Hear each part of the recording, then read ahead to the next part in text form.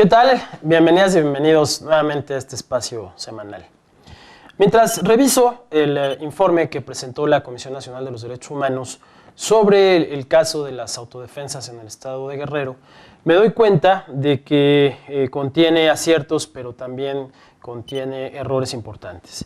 Entre los aciertos, vale la pena decir que el informe compila de manera bastante clara los datos que permiten apreciar la situación precaria en la que viven las y los guerrerenses en un estado que desafortunadamente es el segundo estado más pobre del país.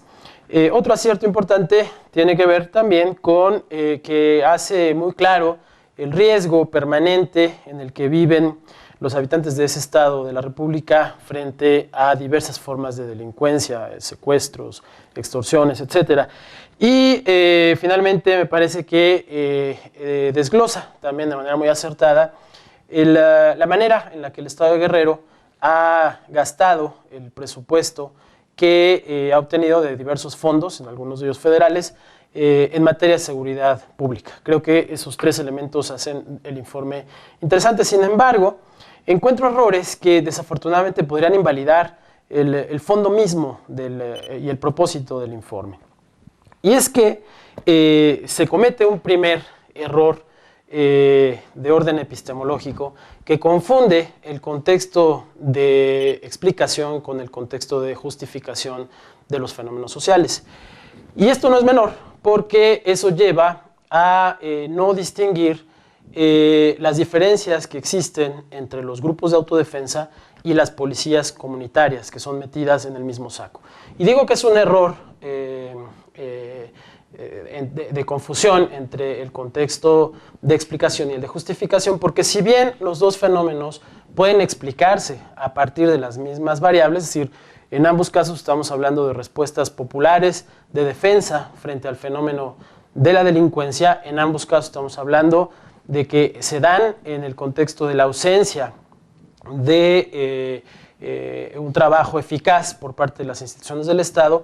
Cuando nos vamos al contexto de justificación, nos damos cuenta de que el origen de ambos tipos de respuesta de la población es totalmente distinto y tiene, digamos, fundamentos distintos. En un caso, los grupos de autodefensa surgen como una asociación espontánea para defenderse de la delincuencia en un contexto de ilegalidad y también de ilegitimidad. En el caso, por el contrario, de las policías comunitarias, se trata de estructuras que pertenecen a la manera en la que se organizan los pueblos indígenas, incluso antes de que se detuvieran los fenómenos de delincuencia o de ineficacia del Estado que estamos viviendo en los últimos años. Es decir, preexisten a esas circunstancias. Esto es relevante porque ello querría decir que las policías comunitarias existirían, no obstante, no hubiese delincuencia en el Estado y no obstante, el Estado, la policía, el Ministerio Público, los jueces, el sistema de justicia del Estado fuese sumamente eficaz. Ahí se puede apreciar cómo hay una diferencia de fondo entre una y otra expresión, entre los grupos de autodefensa y las policías comunitarias, que debe ser sin duda tomada en cuenta. Y debe ser tomada en cuenta porque un segundo error que comete el informe es más bien, en mi opinión, un error jurídico, que es el de hacer una lectura aislada del artículo 21 constitucional y del régimen de la seguridad pública en el país. Porque hay que recordar que en el año 2000 el artículo 2 de la Constitución se reformó y dio lugar también a una serie de reformas legales en los estados, una de las cuales tiene que ver con la ley 701, así se le conoce a esta ley, la ley 701, que reconoce los derechos y la cultura de los pueblos indígenas del estado de Guerrero. Es una ley que el Congreso local votó para desarrollar lo que plantea el artículo 2 constitucional y por lo tanto genera obligaciones al Estado frente al respeto a estos usos y costumbres de los pueblos indígenas. En todo caso, valdría la pena señalar que lo que le toca al Estado en este sentido es garantizar que esos usos y costumbres no sean contrarios a los derechos humanos.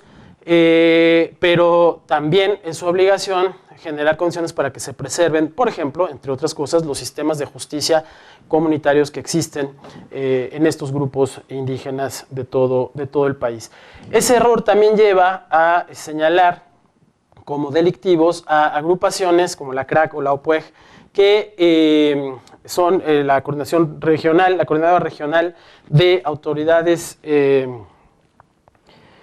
comunitarias y la Unión de Pueblos de la Costa Grande del estado de Guerrero, que tienen más bien, digamos, explicación como formas de organización de las comunidades indígenas y no como las plantea el informe, como grupos de autodefensa.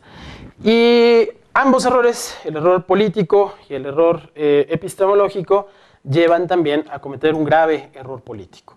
Este error político aparece, digamos, sobre todo después de la estridencia con la que se da a conocer el informe en días pasados, que genera una situación, un estado de alarma en quienes escuchamos esta primera información sin haberla analizado.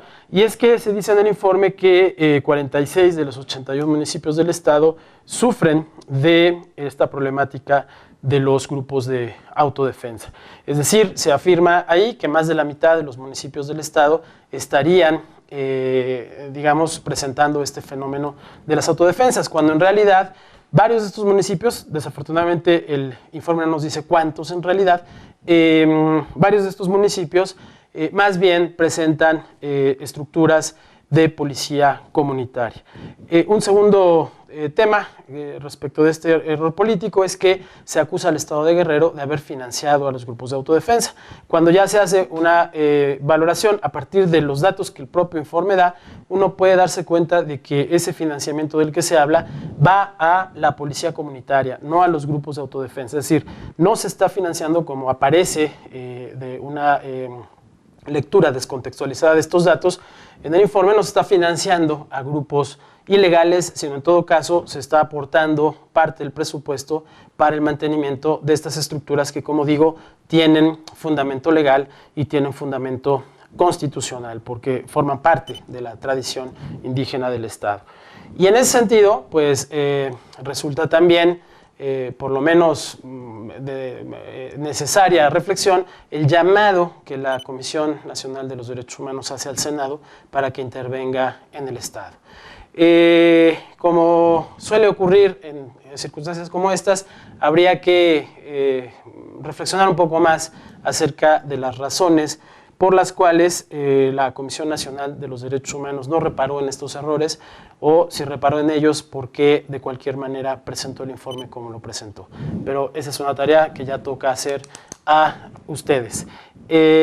No quiero despedirme sin desearles unas felices fiestas. Soy Luis González Plasencia y me dará muchísimo gusto estar con ustedes la próxima semana.